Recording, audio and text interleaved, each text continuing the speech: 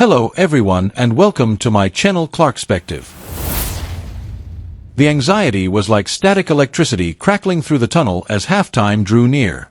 It was the end of one of the most severe quarters in Indiana Fever history. But in the dressing room, things weren't quite as organized.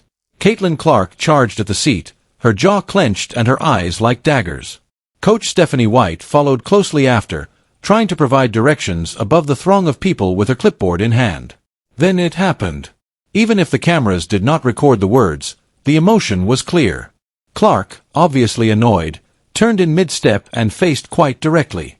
She shook her head, pointed to the court, and snapped something, causing even the assistant coaches to freeze. It wasn't overly dramatic. It was sincere. This wasn't a diva's ostentatious breakdown. This elite competitor called for honesty, independence, and leadership.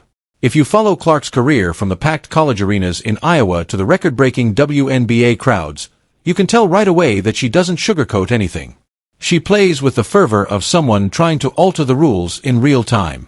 She is also direct and opinionated. If you appreciate this content, consider giving this video a like and subscribing to the channel. Believe it or not, more than 73% of viewers haven't subscribed yet.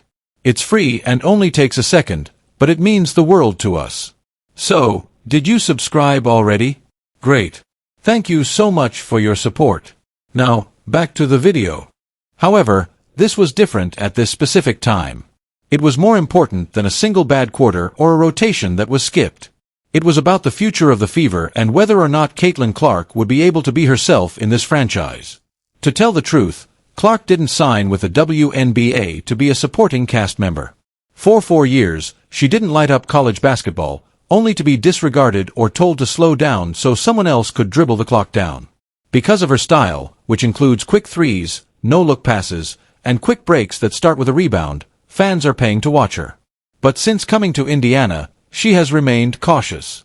On the one side, you have the conventional way of thinking, low-scoring slugfests, grinded-out possessions, and settings built to support 10-year veterans.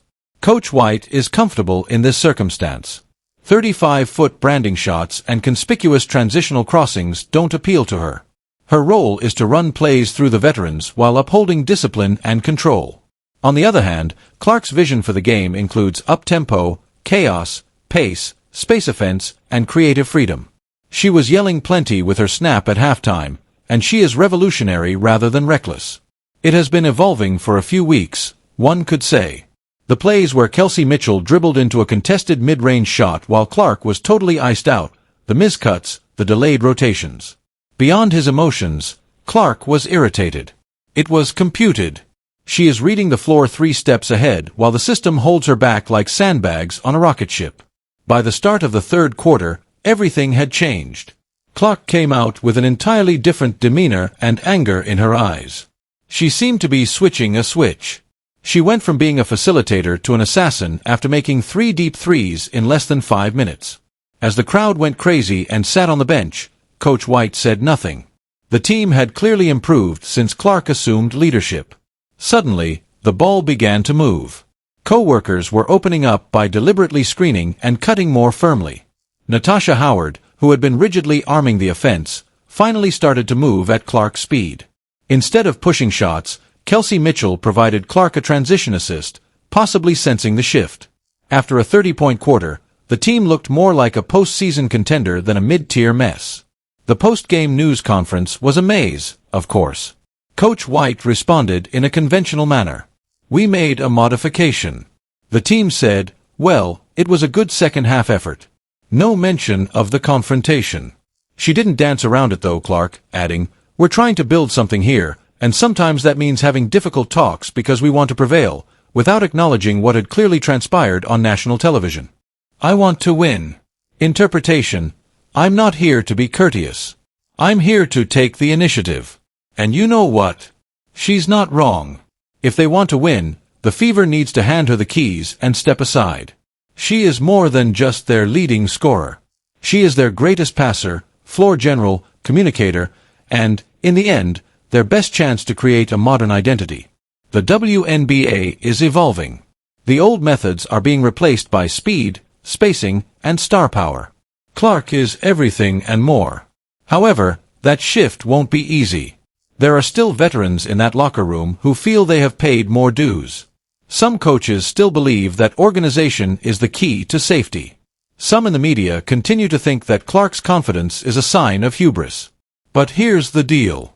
Hesitancy is not the foundation of dynasties. They are based on courage, vision, and letting your best players mold the culture. And culture is at risk in this situation. There are more factors besides play calls and stat lines. The dilemma is whether the Indiana Fever want to be a team trapped in mediocrity, a mix of outdated strategies and seasoned egos, or if they are ready to be the team that rides with Caitlin Clark into the future. The fans have made the choice. In the arena, they yell her name. The item is selling out quickly. ESPN cuts to her reactions each time the ball is in her hands. She is more than just a beginner. She is a revolution. Like the halftime explosion, every revolution starts with the star finally saying out loud what everyone has been thinking. It's sufficient. I'll execute it. What happened at halftime was only a spark. But at the moment, a much bigger problem is becoming more prevalent. In Indiana and around the league, there is a smoldering problem. To be clear, when Caitlin Clark raged at her coach, she wasn't just speaking for herself. She was speaking on behalf of all athletes who had ever been hindered by an overly rigid system from realizing their full potential. For every star who is told to obey commands rather than taking the initiative, and for every novice who is expected to do the same. This isn't just a power struggle. Tradition and change are engaged in a culture war that is just beginning in women's basketball. Stephanie White is an example of a generation of coaches that develop their strategies through practice, discipline, and a one-size-fits-all playbook. To be fair, when a league was fighting for awareness and consistency in the early 2000s, that tactic worked. It was successful. In the past, gaining credibility seemed to depend on making as few mistakes as possible. However, things will be different in the 2025 WNBA. More than just efficacy is what fans want. They're trying to find flair. They want stars. They want speed, attitude, and 30-foot daggers that light up Twitter in real time. They want to feel emotion again. And that feeling is always evoked by Caitlin Clark. She's not a perfect athlete. She is not flawless. When she gets heat check shots, even devoted fans hold their breath. But you know what else she does? She puts pressure on defenses as soon as the ball touches her hands. She sees passes before they get there. She helps teammates, rivals, and the league as a whole play better. This coaching clash is crucial because of this. Disrespect has nothing to do with it. It is related to alignment. At the moment, Caitlin Clark is acting like a generational celebrity trapped in a role-playing environment. It is also seen in the body language and the rhythm of the game. The tempo slows and the offense falters. Clark stands with his palms raised after another possession perishes in a corner. Moreover, contrary to popular belief, this is not a single game. This is a trend. The distance between a forward-thinking company and one that is too cautious to stay up is gradually widening. The video transcript makes it clear that not everyone is ready for the Clark era, so let's talk about the locker room now. There are guys on our team, especially veterans, who feel they ought to have decision-making power. For example, Kelsey Mitchell has been the face of the Fever for years. It's also clear how tense her play is. It's generational rather than personal. The ISOs, the poor passes, and the incapacity to alter Clark's tempo. Moreover, this issue is not exclusive to Indiana. Each time this happens when a star joins a squad that has a lot of veterans. There is pride, ego, and the dread of being overtaken or replaced. But here's the disturbing truth. If they want to win, the Fever must prioritize vision over comfort. And right now, Clark is the vision. It's essential to adapt. She has to pass the ball when she calls for it. Instead of limiting her, this calls for coaching. Instead than encouraging her to alter who she is in order to fit in with someone else's, it involves concentrating the system on her strengths. A front office also needs to stop playing both sides. Right now, Indiana is caught in the middle. Make an effort to both satisfy its veterans and profit off the excitement Clark generates. But that isn't sustainable. You risk losing her after her rookie contract expires if you don't invest in her generational talent. Not to mention that Clark has options. She already enjoys widespread recognition. She may move out of Indiana and keep dominating headlines, merchandise, and sponsorships. If she stays, though, it must be because this team was built with her in mind, rather than the other way around. Let's also talk about how the league as a whole was impacted by that brawl at halftime. The moment that video surfaced on social media, podcasts, TikTok edits, and debate shows, all of which tell different stories, it went global. Clark is portrayed by some as an ungrateful newbie who disobeys authority. Because she finally demanded accountability and direction, others called her a breath of fresh air. But there was no denying that she did move the needle once more. Because that kind of cultural weight involves both opportunity and responsibility, this is where things start to get interesting. Clark is doing more than just shaping her team's personalities. She is altering the discourse on women's basketball coaching, coverage, and consumption. She is proving that WNBA players are capable of having goals, arguments, and ideas. This is leadership, not diva behavior. Think about the way we cover NBA players. We accept disagreement as an essential part of intense competition. As Luka Doncic yells at Jason Kidd, we don't blink. But when Caitlin Clark does the same, it garners media attention. It's a scandal. It's disrespectful. The loud double standard is being confronted by Clark. But there will definitely be resistance to that challenge. From commentators who believe rookies will be grateful and silent to coaches who see a challenge to their authority. From supporters who want her to follow her own path. But in reality, she doesn't have a lane. She is building a road. The most ironic thing is that the Fever are now playing better basketball following that altercation. The offense is now more laid back. The speed has increased. Without the ball, players are actually moving, and the team is scoring goals more efficiently. It's like a surprise. When you trust your generational point guard, your team performs better. This is what's going to occur next. If the Indiana Fever are serious about winning games, not just tickets and clicks, they need to have some tough conversations. They have to decide if Stephanie White is the ideal coach for this club going forward. They have to decide if this core should include veterans who are resistant to change. They also need to provide Caitlin Clark both freedom and support, since no one succeeds in limbo. You can either empower your star or turn into the squad that had her and let her leave. Let's talk about the rippling effect because of Caitlin Clark's outburst at her coach. That wasn't just a Fever problem. That alarm was broadcast on television to the entire league. In WNBA locker rooms, general managers and coaches had to sit up and pose one simple question to themselves. Are we going to be the next? Because it changes the league's gravity when a player with Clark's stature, popularity, and brand equity takes that type of narrative control. Not only is she enjoying herself, but she is also rewriting the power system. There is more to this than just basketball. Let's be precise. It has to do with media, attention economy, and branding. Tickets are expensive and jerseys sell out every time Caitlin Clark visits a new city. Local news outlets that haven't covered the WNBA in 10 years suddenly send cameras. She is the first athlete in years to influence markets outside of basketball. She has some impact off the court since the league and sponsors pay attention to her when she speaks, whether at a press conference or, yes, at a heated halftime moment. Check out the Fever Games' current packaging. During prime time, they are being covered. The WNBA is now included in ESPN panelists' rundowns. Not because the league's quality was finally acknowledged, but rather because Caitlin Clark's existence made it difficult to ignore. Let's talk about brand deals as well. Do you really think Nike dropped a customized sneaker for a rookie just because she's good at threes? No. They chose not to forward with the deal since Clark creates conflict and narrative identity. Three things are the passions of marketers. Her brand was untouched by the incident at Halheim. It built it. It proved she's not just here to take pictures and smile.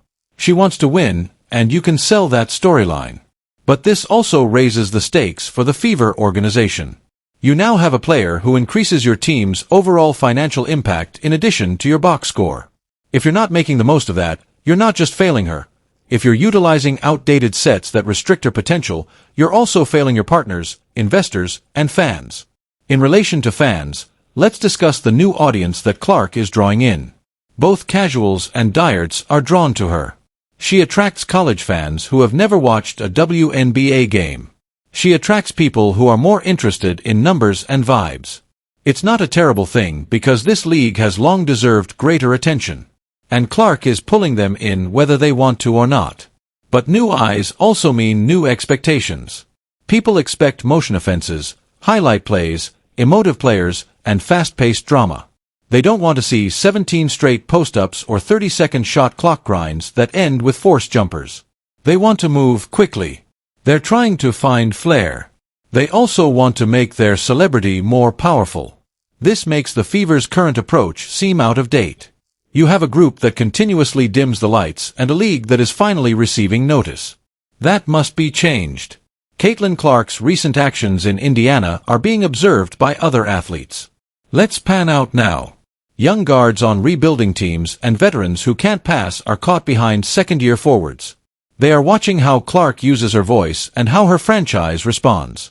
If the offense, the coaching, and the Fever backer are all altered, there will be a fresh wave of player empowerment. Not because they have given in, but because they know they can. Other stars will start to make system demands.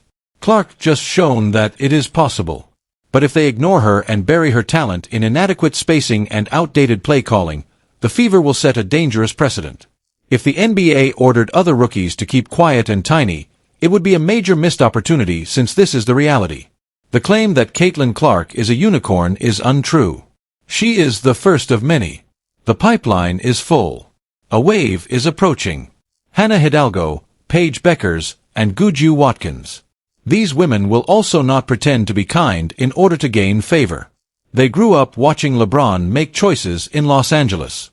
They have seen Steph Curry reimagine an offensive plan. They understand that stars are shaped like systems, not the other way around. And the WNBA has to make a decision. You risk losing them if you don't adapt to them. Not just in video games, but in real life as well. Let's talk about Coach Stephanie White again now. To examine, not to condemn. She is an excellent coach. She is a character from the first season. But sometimes that might be the problem. Coaches that are decades old often rely on what has worked in the past. They envision chaos when they watch fast-paced basketball. They detect logo threes and think irrationally. When kids see players barking during huddles, they interpret it as disobedience. What they lack, nevertheless, is the formation of leadership. Clark's tantrum at halftime had nothing to do with ego. It is related to urgency. It was about saying, "We can win if you let us." Leadership is that, yes, messy, it's emotional, but it's real, and if White or any coach can't accept it, they will keep losing the locker room one star at a time. There hasn't been enough talk about this. Clark's confrontation could have prevented a Fever season. Sometimes things need to break before they can be fixed. There are times when the communication portion needs to be spoken aloud. That's what Clark did. She disclosed that everyone was already under stress. And there is a path forward now that the company has no more excuses. They've seen what happens when they adopt a Clark-style approach. You are given 99 points. There's room for you. You feel fluidity. You get results. How are they going to use the information?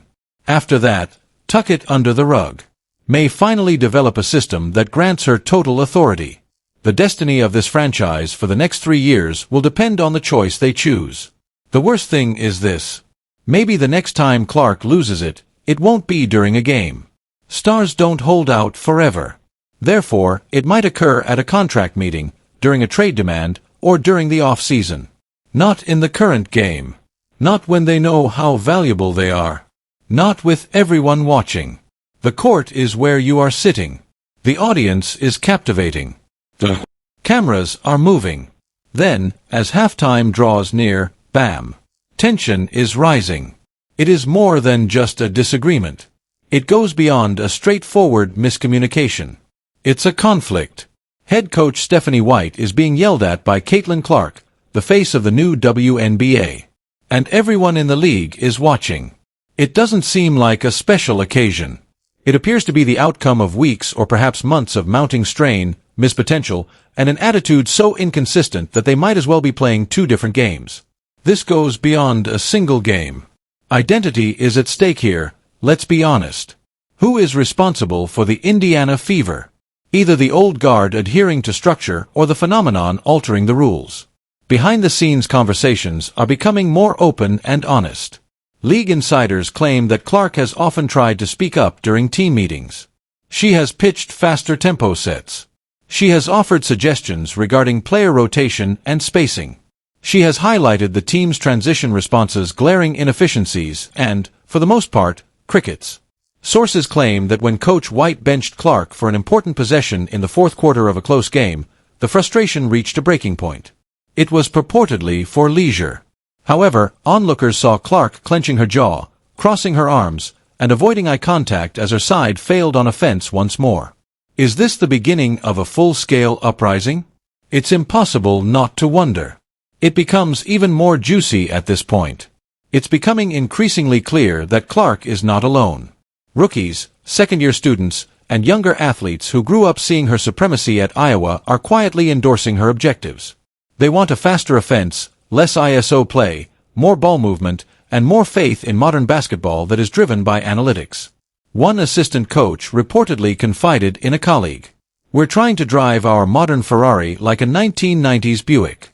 That does not denigrate Stephanie White. There is no doubting the difference in manner, even if she is a respected basketball specialist. The Fever are toward the bottom of the league due of their pace. You go offensive when Clark gets a chance to take charge. The images appear to be yelling what Clark is too agitated to say out loud. On the other hand, the locker room dynamics are cold. In one case, after another missed transfer chance, Clark approached a coworker. The teammate reportedly took revenge. "You are not alone on this team." The atmosphere shifted. The eyes flickered. There was tension in the room. That was a crucial time. There was a quiet split between those who accepted Clark as a future and others who obstinately clung to their seniority. It would be assumed that a 99-point offensive explosion against the Dallas Wings would be met with silence from critics. But no. Several onlookers called it a fluke. Others claim that Clark's statistic was exaggerated. However, pay attention to the tape. It's undeniable when she sets the pace. The Fever not only looks like a playoff team, but they also seem to be having fun. The chemistry has increased with rookies like Lexi Hull and Victoria Saxton. Quick decisions, relentless tempo, and off-ball movement. It's the kind of basketball that fills stadiums and floods highlight reels. And that tactic, not just marketing. Off the court, the situation is as charged. In private, anxiety is growing even though Clark's camp has remained professional. They're not asking for special treatment. They're asking for common sense. The system is built on a generational point guard, not because of one. Some media outlets have raised the possibility of a coaching change. Would that really be taken into account by the front desk? Would they be brave enough? In public, the Fever continues to support Stephanie White, but in secret, pressure is mounting. Attendance has increased. The product is flying. The team is finally getting national recognition. Do they keep the momentum going or let it stagnate due to internal resistance? There is also a fan base that is more divided, vivacious, and energetic than it was previously. Clark's supporters are vocal and loyal. They argue that she is more than the face of the Fever. She is the future of the league. They're not wrong. TV ratings increase each time she appears in court. She has popularized the WNBA more than anyone since Sue Bird or Diana Taurasi. Her critics, however, contend that she is so demanding that she should wait her turn and that she needs to establish herself before competing against a coach on national television. That criticism smells like dread, let's face it. Resistance to change. Dislike of the book.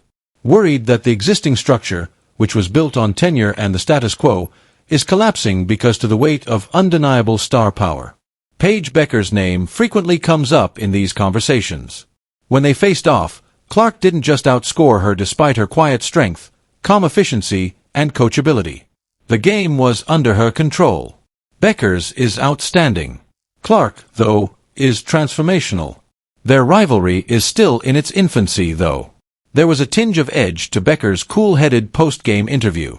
"They got us today. However, we'll meet them once more." There was no animosity, only a simmering determination that promises fire the next time. Well, fans are ready. Perhaps the most famous rivalry in the league will be Becker's versus Clark. Based more on intelligence than stake. In real time, two different legacies and two different archetypes are being written. Now that they are back in Indiana, the Fever front office needs to make a critical choice.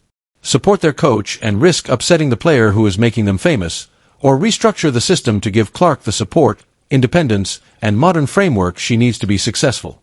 They can't do both. The fence is disappearing. It is no longer appropriate to use half measures. This tantrum was actually more than an emotional outburst. It was a line in the sand. Caitlin Clark is tired of compromising. I'm tired of being restrained. I'm tired of being courteous only to keep my ego in check. Her goals are simple: to win, to take the initiative, to execute her routine, and to change the game. This explosion could have been the team's trigger. Because occasionally a small amount of fire is required to burn away the dead weight. Whatever happens next, whether White changes or departs, or if Clark has to put up with another season of philosophical misalignment, one thing is certain: Caitlin Clark is done waiting. And the WNBA makes things even more fascinating. Please use the comment area to express your opinions. To ensure you don't miss anything, subscribe and turn on all notifications.